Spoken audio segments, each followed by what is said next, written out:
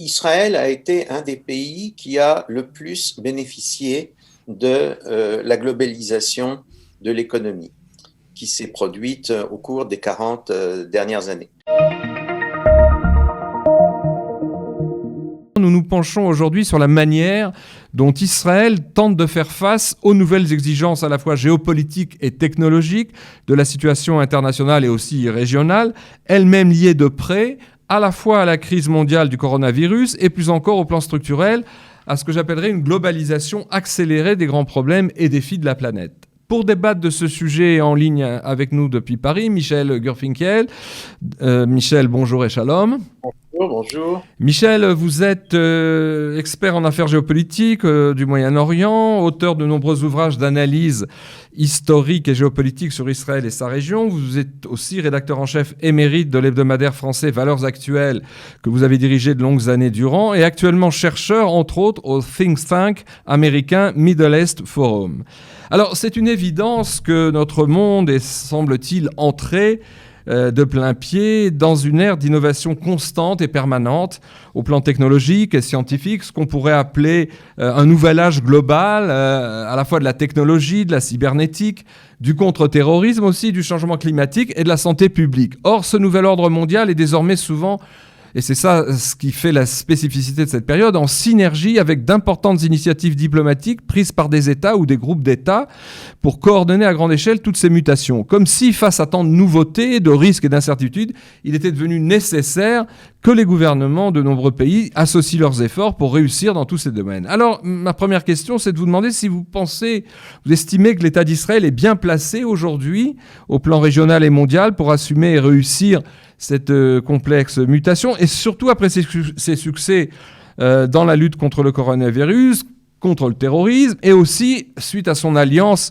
avec les pays arabes modérés dans le cadre des accords d'Abraham. Quelle est de manière profonde, quelle est la situation d'Israël dans cette espèce d'immense tableau, si l'on peut dire? C'est un très vaste tableau. Est-ce qu'il existe réellement une globalisation et une coopération internationale, planétaire, efficace sur les différents plans que vous avez évoqués?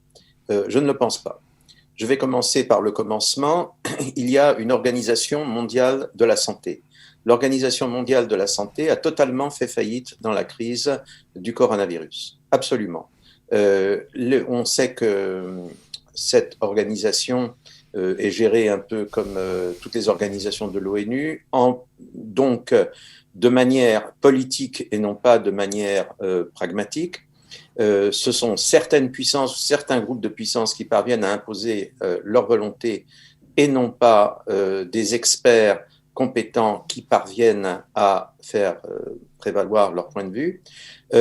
En plus, nous avons vu que l'Organisation mondiale de la santé était soumise à des influences directes de la part de la Chine, qui lui interdisait en fait de poser à ce pays des questions gênantes sur l'origine de la pandémie et sur les lenteurs qu'il a apportées à informer le reste du monde sur cette pandémie. Ce que je dis est tellement vrai qu'une vingtaine de pays développés, ce qu'on aurait appelé dans une autre époque des pays occidentaux, ont formé une sorte de groupe de travail sur les pandémies, indépendamment de l'Organisation mondiale de la santé. Si l'on essaie d'aborder d'autres domaines du même ordre, prenons par exemple la question des vaccins. Nous avons vu comment, d'une part, il y a eu création d'un certain nombre de vaccins concurrents et non pas travail commun planétaire pour essayer de réfléchir à une vaccination globale. Nous avons vu à quel point il y a eu des difficultés pour approvisionner un certain nombre de pays en vaccins. Nous avons vu que certaines grandes puissances sur le plan pharmaceutique et médical, comme la France, n'ont pas pu développer de vaccins. Donc, nous sommes extrêmement loin, là encore, de ce qui peut apparaître comme une véritable coopération mondiale. Ce qui reste, c'est que Israël est un pays qui est bien inséré dans les différents réseaux qui peuvent exister sur cette question. Étant bien inséré, il peut à la fois défendre ses intérêts et exercer là où il le peut une certaine influence. Il se trouve que sa gestion sur un an de la pandémie, bien qu'elle ait connu des hauts et des bas, dans l'ensemble a été une gestion, a fait partie des gestions plutôt bonnes de la pandémie, en particulier son organisation en vue de parvenir à une vaccination de la plus grande partie de la population a été un succès remarqué. Alors, dans une tribune parue voilà quelque temps sur ces sujets dans la presse israélienne, le précédent délégué de l'État hébreu à l'ONU, Dani Danon, a proposé que les États concernés par cette mutation dont nous parlons se montrent plus flexibles vis-à-vis du secteur des entrepreneurs et des innovateurs privés, donc pour favoriser notamment la compétitivité et la concurrence.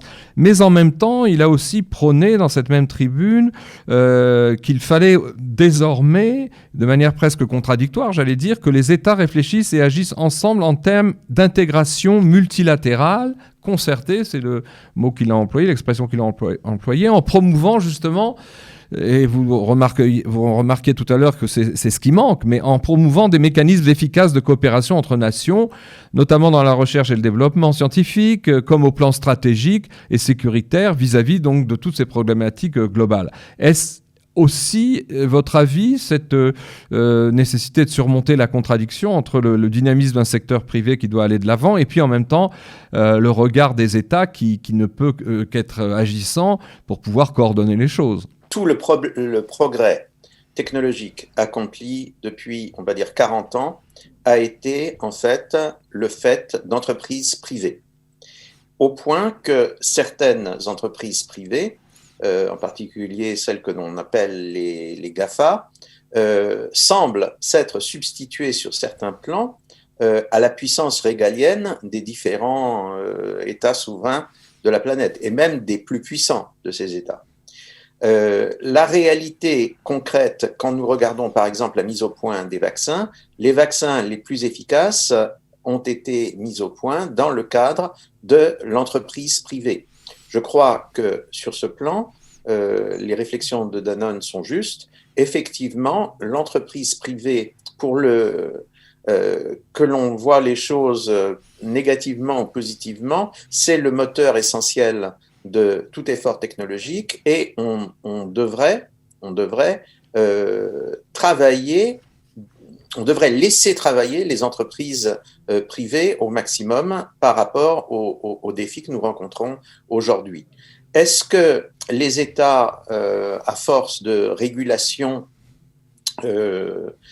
parviendront en quelque sorte à discipliner ces entreprises privées? Est-ce que ce serait un bien? Alors, premièrement, je ne crois pas du tout qu'ils parviendront à discipliner ces entreprises privées. Deuxièmement, je ne pense pas que ce soit un bien.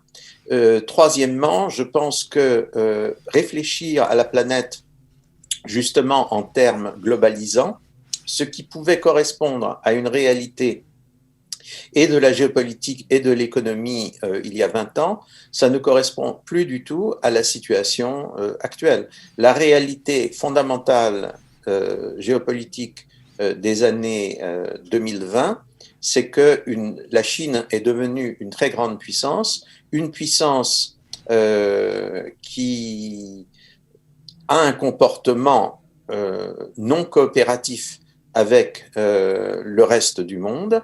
Elle trouve toutes sortes d'arguments pour justifier son comportement.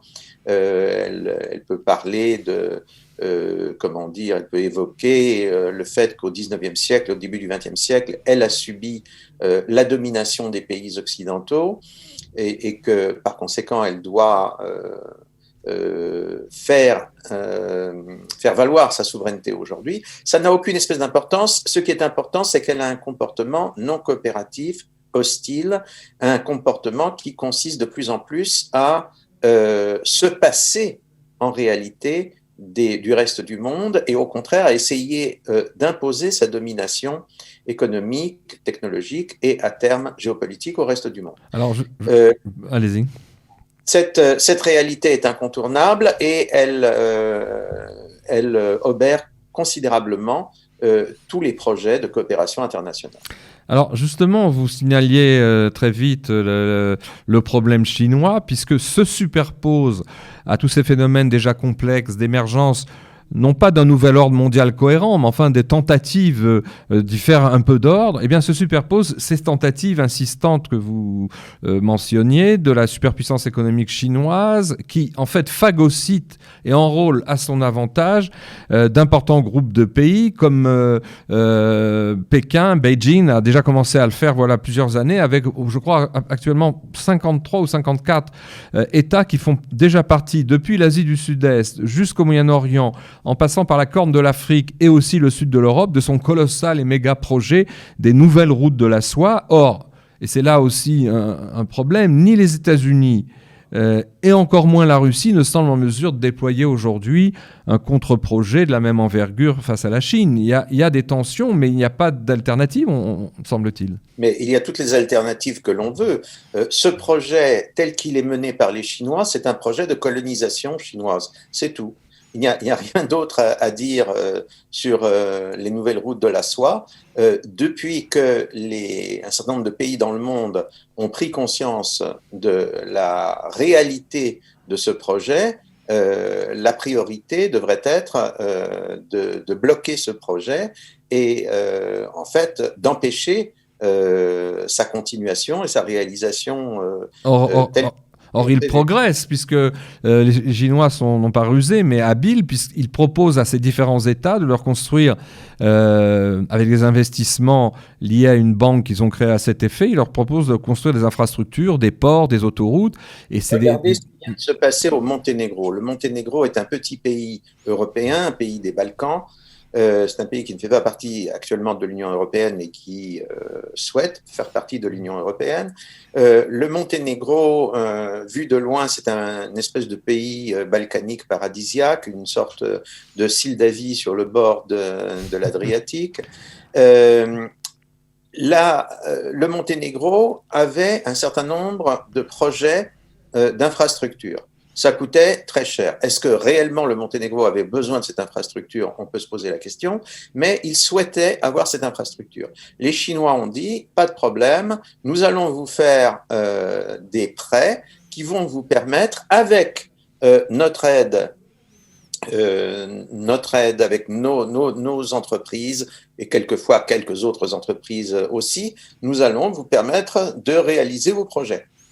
Aujourd'hui, on arrive à une situation où le Monténégro s'aperçoit qu'il ne peut pas rembourser les emprunts contractés auprès des Chinois et que, par conséquent, au terme des accords qui avaient été conclus entre ce petit pays et la Chine va obtenir des compensations considérables au Monténégro, c'est-à-dire en fait pratiquement la propriété d'une partie, en termes privés bien sûr, la propriété d'une partie importante du territoire national et notamment du potentiel touristique.